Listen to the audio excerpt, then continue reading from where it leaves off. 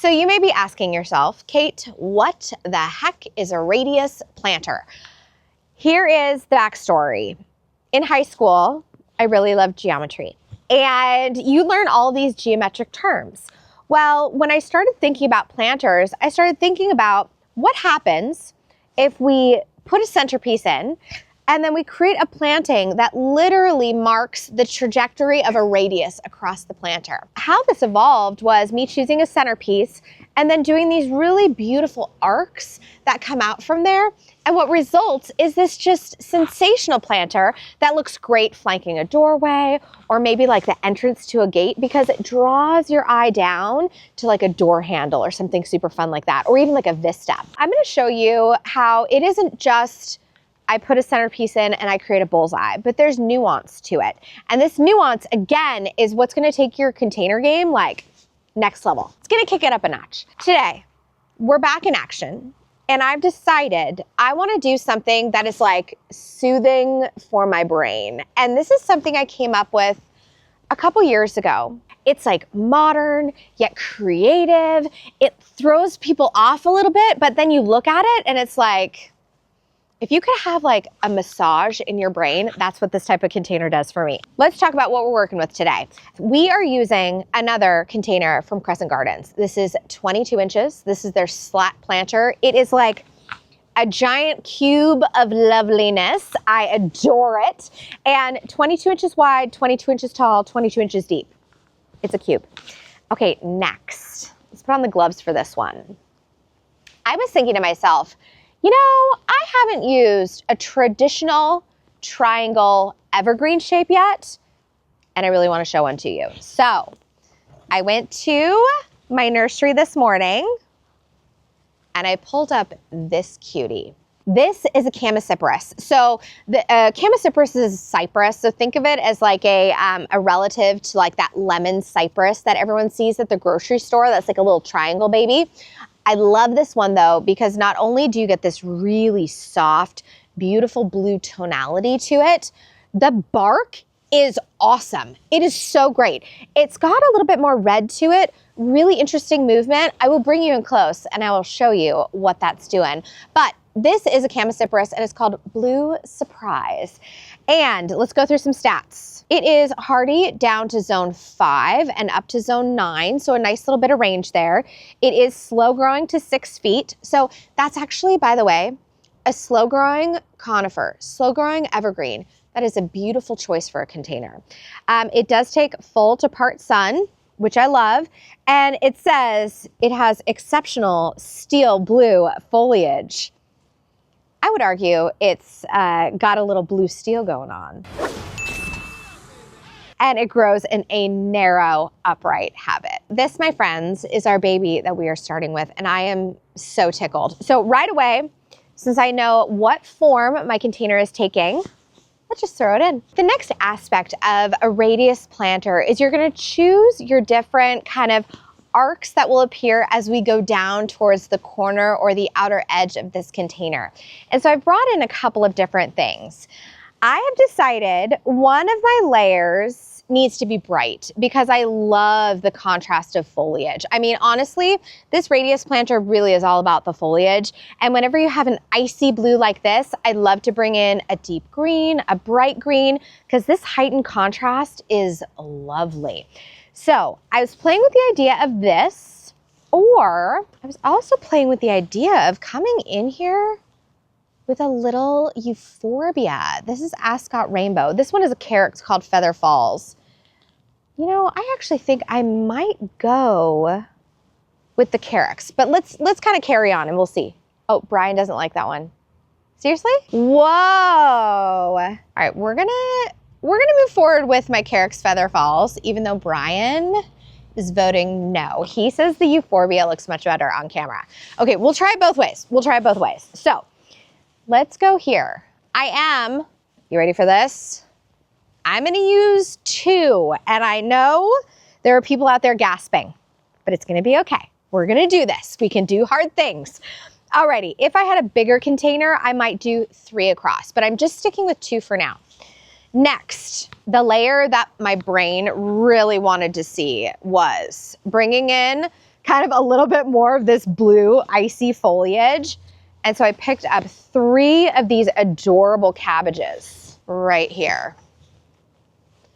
And so we have our center point, radius number 1, radius number 2. And what I'm doing here is giving you some really exaggerated shapes. So you can see I'm always gonna stagger my radius planting and form little tiny triangles, right? Because what that's gonna do is that's gonna allow your eye to drink this in as more of a wave as opposed to a bullseye, little soldiers in a row. We're not going for that, we're going for a beautiful undulating radius wave. All right, the next thing I'm gonna do is I'm gonna bring in a little bit of color. And what you're gonna notice about my placement is we have ice blue, green, ice blue, green. And we're just gonna kind of go all the way around here with this amazing planter. Now, when it comes to my back of container, I always think about, is someone going to be approaching it from the back? Or is this gonna be against a door that might have a side light? So I'm always going to anchor my back corners so that as you go around this radius, it feels complete. Without this little viola sneaking over the edge, it doesn't fully pull the design together. So I'm gonna put another one over here.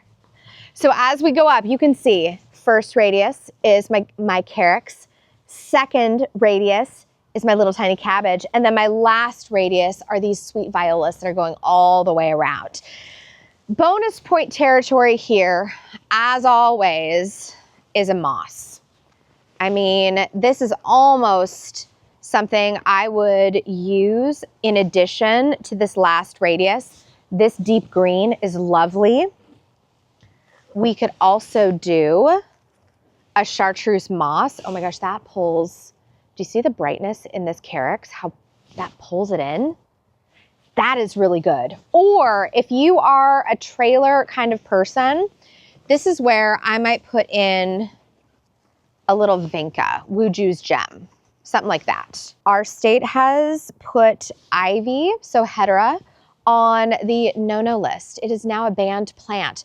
So that means I can't get my hands on little duck feet, glacier, golden child. These are all ivies that I use so heavily in my work. And so my assistant and I were laughing that like this was somehow brought upon by the Vinca Council because it is unbelievable how much Vinca I have bought this year because we need a beautiful evergreen trailer. So all that to say, if you're a trailer person, this is your option. I think for my brain, I don't know what it is about this moss, but this to me is like an old friend. This is forest floor deliciousness. And this to me, in my season of life, in my season of busyness, I need calm. And so I am going to opt to leave my rim semi-exposed. Oh, I almost forgot. Okay, Brian, this one's for you. We're gonna take out my little Carex. Moment of truth, are you ready?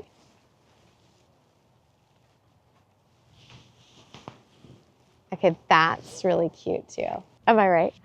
Okay, undecided. Well, here's the deal. If you at home are loving this Euphorbia, or maybe you can't get your hands on a Carex Feather Falls, this is a Euphorbia called Ascot Rainbow, and it is lovely. And also, you can let this cook until springtime and it'll actually send out a cute little yellow flower. Oh, by the way, when you work with a Euphorbia, always wear gloves. It does have a toxic sap that can cause contact dermatitis. You don't want to get it in your eye. It can cause eye issues. But I always feel comfortable using it, and it is kind of one of my best friends in the container world.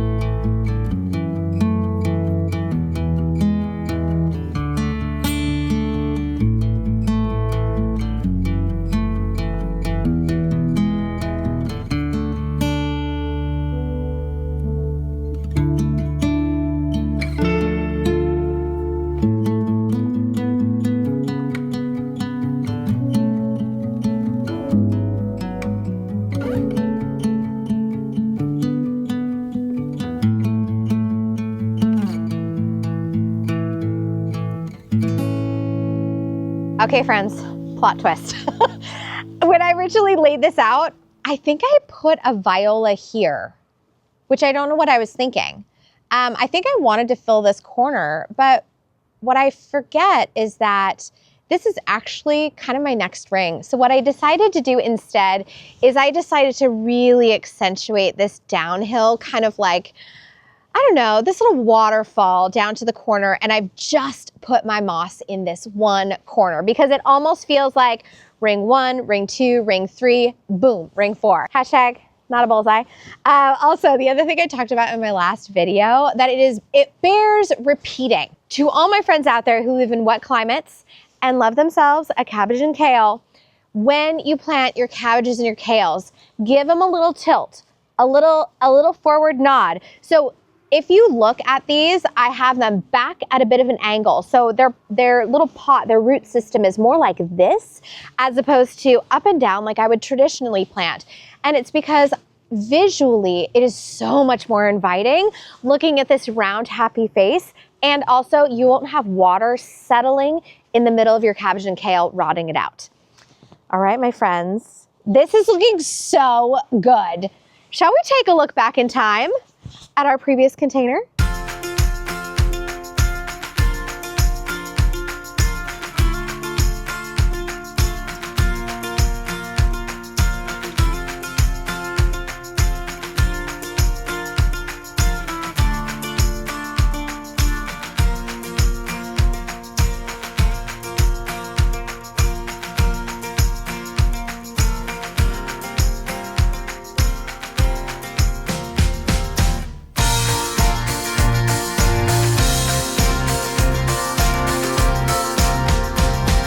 Privacy planter. She is looking good. I am obsessed with this switchgrass. And do you see how as this grass ages, it's red, but a real purpley undertone? And if I had gone with that really warm red, it just wouldn't have worked for me. But with this deep, saturated, velvety purple, this thing is so, so good. And what's really fun is that really, I mean, this is an evergreen element. This is evergreen. My little Lonicera back here, also evergreen. This guy, you'll probably want to take out at the end of the season, but then I'm just building in a singular color spot that we can change out each season. This is what I like to refer to as like a Ron Popeil plant. I'll slide it back and set it and forget it. It's set it and forget it. And when you're at the grocery store and it's springtime, boom, you bring in some bulbs. Or you're a primrose kind of person, boom, bring in some primrose, and so on and so forth. So this is such a beautiful planting that can take you literally 365. So friends, if you have a life that is currently lifing a little bit extra, I hope this gives you a little bit of inspiration to go out in your garden and create something methodical and ordered, and something that just helps that brain calm down a little bit. I know that has definitely done it for me today. Okay, I'll see you in the next one. In the meantime, say hello to your garden for me.